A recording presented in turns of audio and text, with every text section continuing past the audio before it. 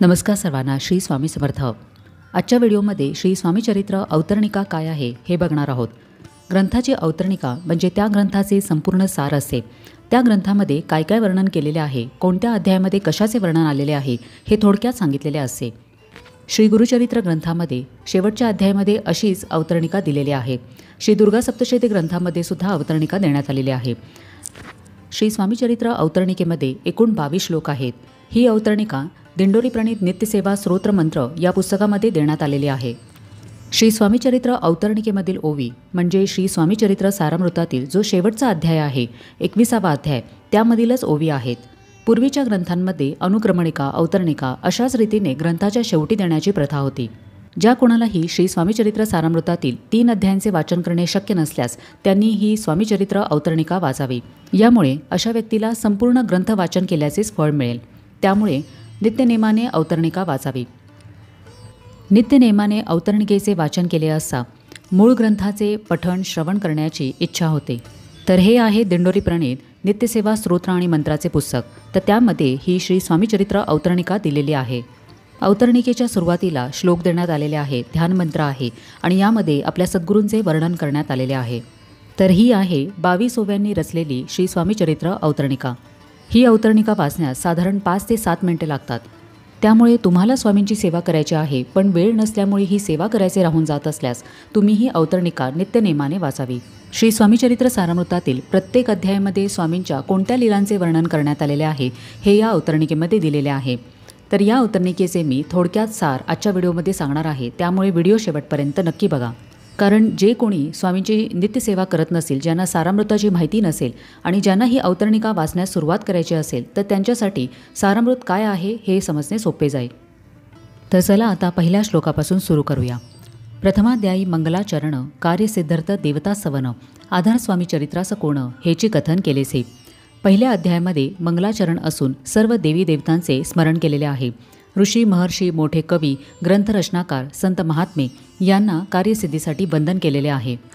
श्री गुरु कर्दैवनातून आले, स्वामी रूपे प्रगटले, भुवरी प्रख्यात झाले, हे कथन द्वितीयाध्यायी. श्री गुरुचरित्रामध्ये वर्णन केल्याप्रमाणे श्री गुरु कर्दैवनामध्ये गुप्त झाले आणि तिथूनच श्री स्वामी समर्थ महाराज प्रकट झाले. एकदा राजापा मोदी याचे घरी बैसले असता एक कलकत्त्याचा इंग्रज बॅरिस्टर आणि एक पारशी गृहस्थ स्वामींच्या दर्शनास आले.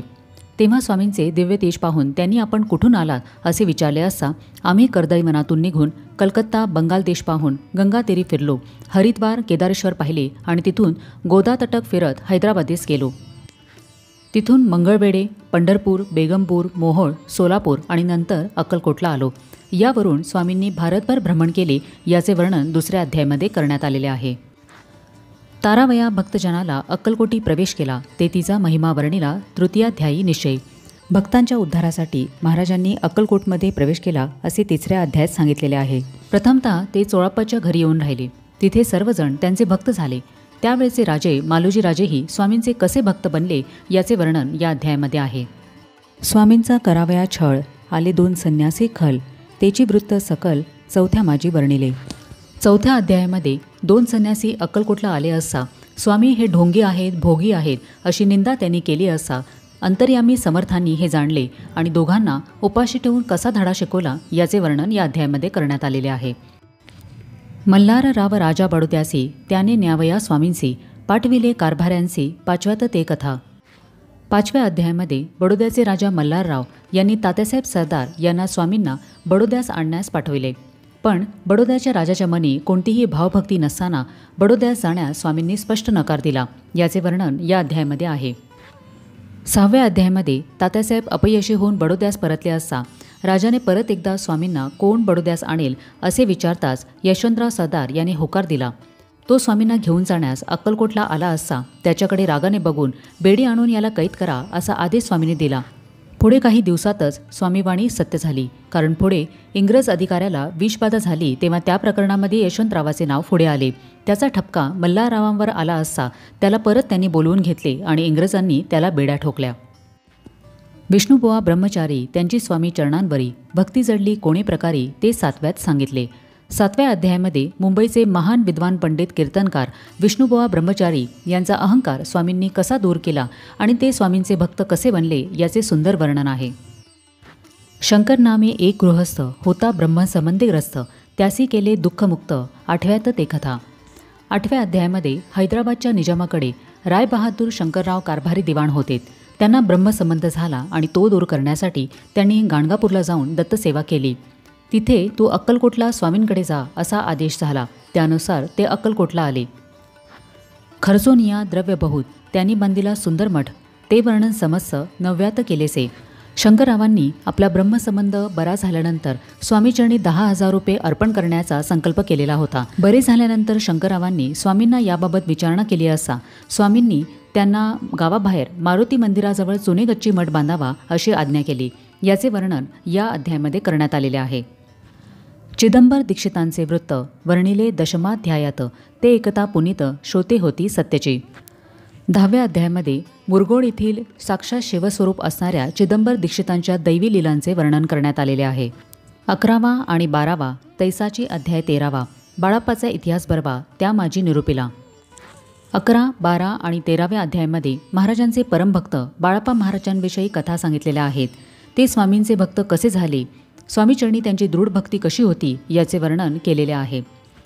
भक्तिमार्ग निरूपण संकलित केले वर्णन तो 14वा अध्याय पूर्ण सत्तारक भाविका। 14व्या अध्यायामध्ये स्वामींची स्तुती केलेली आहे, ज्याला आपण स्वामी स्तवन असे म्हणतो। एक स्वामी भक्त कसा असावा याचे वर्णन या अध्यायामध्ये अतिशय सुंदर प्रकारे करण्यात आलेले आहे। बसापा तेली सद्भक्त तो कैसा झाला भाग्यवंत त्याची कथा गोड बहुत 15व्यात वर्णिली। श्री स्वामी समर्थ महाराज मंगळवेढ्यास वास्तव्यास असताना बसापा तेली त्यांचा भक्त कसा झाला आणि महाराजांनी त्याचे दारिद्र्य कसे दूर केले याचे वर्णन या अध्यायामध्ये करण्यात आलेले आहे। हरिभाऊ मराठे गृहस्थ कैसे झाले स्वामी भक्त 16-17 यात निश्चित वृत्त त्यांचे वर्णिले। स्वामींचे मानसपुत्र स्वामीसूत म्हणजे हरिभाऊ तावडे यांची कथा ही 16व्या आणि 17व्या अध्यायामध्ये देण्यात आलेली आहे। ते स्वतः स्वामी भक्त कसे बनले, मुंबईमध्ये त्यांनी महाराजांचा मठ उभारला, त्यांनी स्वामींचा प्रगट दिन सुरू केला, सर्वांना स्वामी भक्तीला लावले, पण शेवटी स्वामी विरहाच्या भीतीने त्यांनी प्राणत्याग केला याचे वर्णन या 2 अध्यायांमध्ये करण्यात आलेले आहे। स्वामी सुताचा कनिष्ठ बंधू त्यासी लागला भजन छंदू जो दादाबुवा प्रसिद्धू 18व्यात वृत्त त्यांचे। स्वामीसुतांच्या मृत्यूनंतर त्यांचे कनिष्ठ बंधू दादाबुवा यांना स्वामीसुताच्या गादीवर महाराजांनी स्थापित केले आणि पुढे त्यांनी स्वामी भक्तीचा वारसा चालवला याचे वर्णन 18व्या अध्यायामध्ये करण्यात आलेले आहे। वासुदेव फडक्यांची गोष्ट आणि तात्यांचे वृत्त वर्णिले 19व्यात सारांश रूपे सत्यपै। 19व्या अध्यायामध्ये आळंदीचे नृसिंह सरस्वती यांना स्वामींनी सिद्धी प्राप्त करून दिली, पण पुढचा धोका बघून त्यांनी त्यांना सिद्धी सोडून धर्मकार्याचा प्रसार करण्यास सांगितले। याचे वर्णन या अध्यायामध्ये आहे। याशिवाय देव मामलेदार यांनाही स्वामींच्या कृपेने ज्ञानप्राप्ती झाली। वासुदेव बळवंत फडके यांच्या बंडात स्वामींनी नकार दिला, पण तरीही त्यांनी स्वामी आज्ञेबाहेर जाऊन इंग्रजांविरुद्ध बंड केला, तेव्हा त्यांचा पराभव झाला। शिवाय तात्या भोसले सरदार यांचा मृत्यूही स्वामींनी कसा टाळला याचे वर्णन 19व्या अध्यायामध्ये करण्यात आलेले आहे। एक गृहस्थ निर्धन त्यासी आले भाग्यपूर्ण तेची केले वर्णन 20व्यात निर्धारे। 20व्या अध्यायामध्ये एका निर्धन गृहस्थाचे भाग्य स्वामींच्या कृपेने कसे उजळले आणि त्याला धनाची प्राप्ती झाली याचे वर्णन करण्यात आलेले आहे। स्वामी समाधिस्थ झाले 21व्यात वर्णिले। ग्रंथप्रयोजन कविवृत्त निवेदले पूर्ण केले स्वामीचरित्र। शके 1819 वसंत ऋतू चैत्र मास गुरुवार वद्य त्रयोदशीचं पूर्ण केला ग्रंथ हा। बळवंत नामे माझा पिता पार्वती माता पतिव्रता वंदोनी त्या उभयता ग्रंथ समाप्त केलासे। 21व्या अध्यायामध्ये स्वामींच्या अवतार समाप्तीचे वर्णन आहे। सारामृत ग्रंथाचे रचनाकार आहेत विष्णू बळवंत थोरात। ते म्हणतात की शके 1819 मध्ये वसंत ऋतूतील चैत्र महिन्यातील कृष्ण पक्षातील त्रयोदशीला गुरुवारी हा ग्रंथ पूर्ण केला। आपले पिता बळवंत आणि माता पार्वती यांना नमन करून हा ग्रंथ पूर्ण केल्याचे लेखक म्हणतात। स्वामींनी दिदला हा वर जो भावे वाचील हे चरित्र त्यासी आयुरारोग्य अपार संपत्ती संतती प्राप्त होय त्याची वाढो विमल कीर्ती मुखी वसो सरस्वती भवसागर तरुण अंती मोक्षपद मिळवत्या। श्री स्वामी चरणार्पणमस्तु शुभम भवतु। स्वतः स्वामींनी हा आशीर्वाद दिलेला आहे की जो सारामृताचे वाचन करेल त्याला दीर्घायुष्य उत्तम आरोग्य लाभेल, संपत्ती संततीची प्राप्ती होईल, त्याची कीर्ती वाढेल, माता सरस्वती नेहमी त्याच्या मुखात वास करेल, हा आयुष्याचा भवसागर तारून अंती मोक्षप्राप्ती होईल। तर ही होती श्री स्वामी चरित्र अवतरणिका। ज्या कुणालाही स्वामींची नित्यसेवा करणे शक्य नसल्यास अशांनी ही श्री स्वामी चरित्र अवतरणिका वाचावी। यामध्ये सारामृताचे सार सांगितल्यामुळे आपल्याला संपूर्ण सारामृत वाचल्याचेच फळ प्राप्त होते. तर कसा वाटला आजचा व्हिडिओ हे मला कमेंट करून नक्की सांगा. आपण भेटूया आता पुढच्या व्हिडिओमध्ये. तोपर्यंत सगळ्यांना श्री स्वामी समर्थ.